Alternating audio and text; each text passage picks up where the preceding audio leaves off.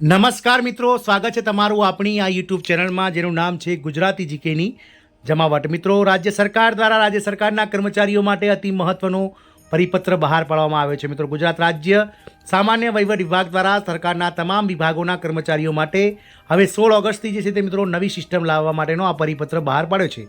તો આજના વિડીયોમાં આપણે વાત કરીશું મિત્રો કે 16 ઓગસ્ટથી સરકારી કર્મચારીઓને હવે નવી સિસ્ટમ પ્રમાણે વાત કરવી પડશે, શું કરવું પડશે અને મિત્રો 16 ઓગસ્ટથી કયો નિયમ જે છે તે સરકારી કર્મચારીઓને લાગવા જઈ રહ્યો છે અને સામાન્ય વહીવટ વિભાગે 16 ઓગસ્ટથી કયા નવી સિસ્ટમ લાગુ થશે તેના વિશેનો આ પરિપત્ર બહાર પાડ્યો છે. તમામ માહિતી આજના વિડીયોમાં આપ સુધી પહોંચાડીશું, તો વિડીયોના અંત સુધી આપ બન્યા રહેશો.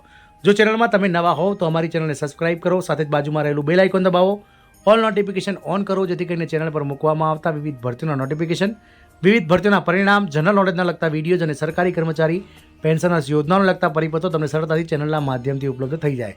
સરકારી કર્મચારીઓ માટે મહત્વના સમાચાર છે. તો ગુજરાત રાજ્ય સરકારના 9.43 લાખ જેટલા સરકારી કર્મચારીઓ માટે સરકાર દ્વારા જે છે તે મિત્રો મહત્વના જે છે તે મિત્રો ન્યૂઝ બહાર પાડવામાં આવે છે. હાલમાં ગુજરાત રાજ્યમાં કુલ 4.71 લાખ જેટલા કર્મચારીઓ જે છે તે કાર્યરત છે અને આ કર્મશીલ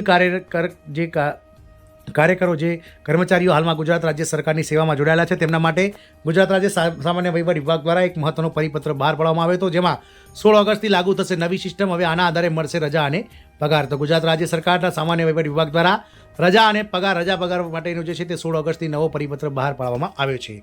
સામાન્ય વહીવટ વિભાગે તમામ સરકારી વિભાગોને તેમના કર્મચારીઓના ડેટા તમામ HRMS પોર્ટલ પર અપલોડ કરવાનો નિર્દેશ આપ્યો છે.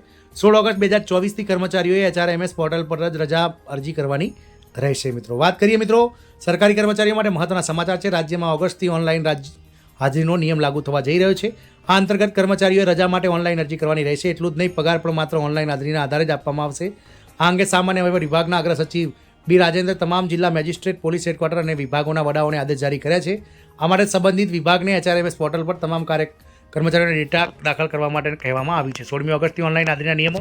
ખરેખર રાજ્ય સરકાર 16 ઓગસ્ટથી ઓનલાઈન હાજરીનો નિયમ લાગુ કરવા જઈ રહી છે. આ અંતર્ગત કર્મચારીઓએ રજા અને અન્ય કામ માટે ઓનલાઈન અરજી કરવાની રહેશે. તથા ધ્યાનમાં રાખો કે પગાર પણ માત્ર ઓનલાઈન હાજરીના આધારે જ આપવામાં આવે છે. એવી સામાન્ય વહીવટ વિભાગના આદેશ મુજબ કર્મચારીઓની હાજરી ઓનલાઈન નોંધવામાં આવશે. કર્મચારીઓના તમામ રેકોર્ડ ઓનલાઈન થઈ જોઈ શકાશે. હવે કર્મચારીઓ ગેરહાજરી, રજા અથવા કોઈપણ પ્રકારની સમસ્યા માટે ઓનલાઈન અરજી કરવી ફરજિયાત છે. અરજી બાદ જ નિર્ણય લેવામાં આવશે. 1 સપ્ટેમ્બરથી રજાના આધારે પગાર મળશે. સામાન્ય વહીવટ વિભાગે તમામ સરકારી વિભાગોને તેમના કર્મચારીઓના તમામ ડેટા HRMS પોર્ટલ પર અપલોડ કરવાનો નિર્દેશ કર્યો છે. 16 ઓગસ્ટ 2024થી કર્મચારીઓએ HRMS પોર્ટલ પર જઈને રજા માટે અરજી કરવાની રહેશે. આ પછી સક્ષમ અધિકારીઓ ફક્ત ઓનલાઈન અરજીને મંજૂર કરશે. 1 સપ્ટેમ્બર 2024થી કર્મચારીઓને HRMS પોર્ટલ પર મંજૂર રજાના આધારે જ પગાર ચૂકવવામાં આવશે. આદેશમાં વધુ લખવામાં આવ્યું હતું કે તમામ ટ્રેજરી અને પ્રાદેશિક કચેરીના નોન ગેજેટેડ અધિકારીઓ, સર્વિસીસ રેકોર્ડ્સ તથા ગેજેટેડ અધિકારીઓના ઓફિસ રેકોર્ડ્સ, તમામ પ્રકારના રજાના અહેવાલો નાણાં વિભાગ, પ્રિન્સિપલ એકાઉન્ટ જનરલ ઓફિસ પાસેથી ઓનલાઈન જોવાના રહેશે.